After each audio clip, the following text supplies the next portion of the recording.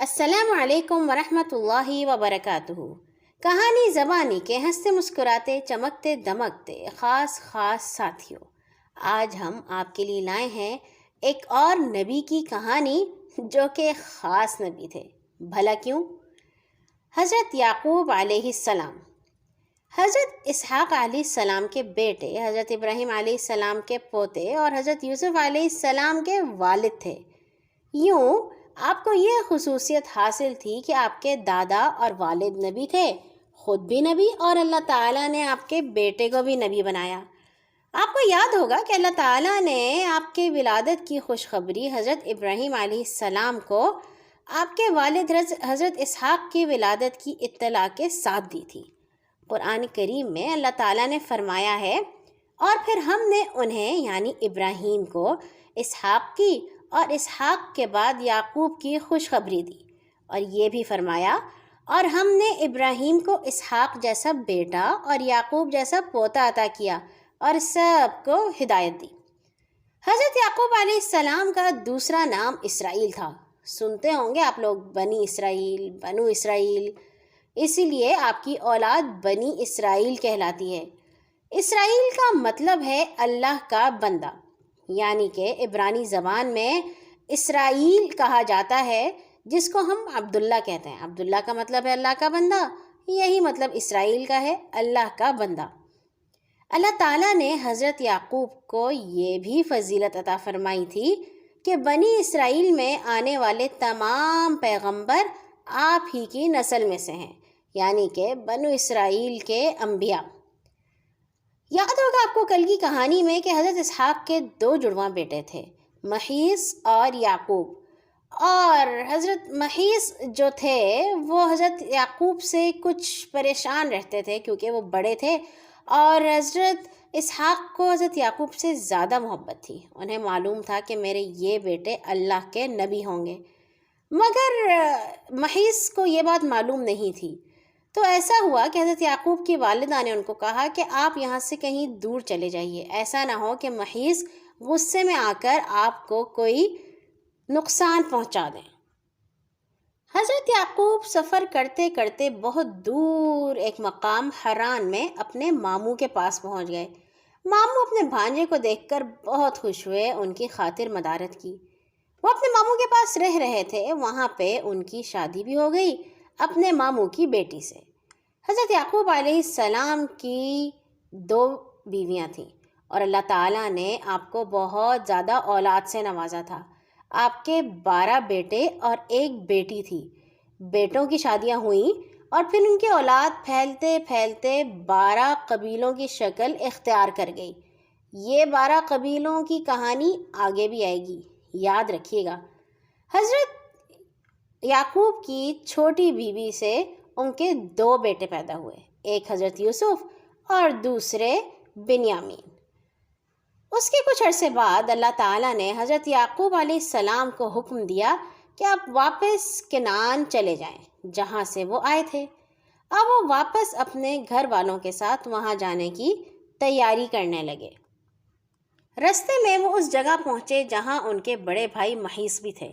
ان کے بڑے بھائی نے دیکھا کہ کوئی اتنا بڑا قافلہ چلا آ رہا ہے۔ انہوں نے پوچھا، یہ کس کا قافلہ ہے؟ معلوم ہوا یہ ان کے چھوٹے بھائی جو 20 سال پہلے کہیں چلے گئے تھے ان کے گھر والے ہیں۔ دونوں بھائی آپس میں ملے اور ان کی تمام شکایات اور رنجشیں دور ہو گئیں۔ حضرت یعقوب کی چھوٹی بیوی کا انتقال ہو گیا تھا، اس لیے حضرت یعقوب کو اپنے بیٹوں حضرت یوسف اور بنیامین سے بہت محبت تھی۔ کچھ عرصے بعد وہ اپنے بھائی کے ساتھ رہنے کے بعد اپنے والد حضرت اسحاق کے پاس حبرون چلے آئے۔ حبرون وہی جگہ ہے جہاں آپ کے دادا حضرت ابراہیم بھی رہتے تھے۔ ان کے بڑے بھائی بھی وہاں پہنچ چکے تھے۔ حضرت اسحاق نے دونوں بیٹوں کی موجودگی میں 180 یا 160 سال کی عمر میں وفات پائی۔ حضرت یعقوب کے 10 بیٹے اپنے چھوٹے بھائی یوسف اور بنیامین سے بہت جلتے تھے۔ انہیں لگتا تھا کہ ہمارے والد ان دونوں بھائیوں سے زیادہ محبت کرتے ہیں، اور اس وجہ سے انہوں نے حضرت یوسف علیہ السلام سے جان چھڑانے کے لیے انہیں ایک کنویں میں پھینک دیا تھا۔ اس کے بعد کیا ہوا تھا یہ ہم سنیں گے حضرت یوسف علیہ السلام کی کہانی میں۔ حضرت یعقوب کو اپنے بیٹے سے بہت محبت تھی، اور حضرت یوسف کے گم ہو جانے کے بعد وہ اتنا روتے تھے کہ روتے روتے ان کی آنکھوں کی بینائی ختم ہو گئی، ان کو نظر ہی نہیں آتا تھا۔ 40 سال کے بعد اللہ تعالیٰ نے حضرت یعقوب کو اپنے بیٹے سے ملایا جب وہ مصر کے والی بن چکے تھے۔ حضرت یعقوب اپنے بیٹے حضرت یوسف کے پاس مصر میں 24 سال تک مقیم رہے۔ حضرت یعقوب علیہ السلام کی وفات کا وقت قریب آیا تو آپ نے اپنے سب بیٹوں کو جمع کیا، ان کے اولادوں کو بھی جمع کیا اور ان سے پوچھا، میرے بعد تم کس کی عبادت کرو گے؟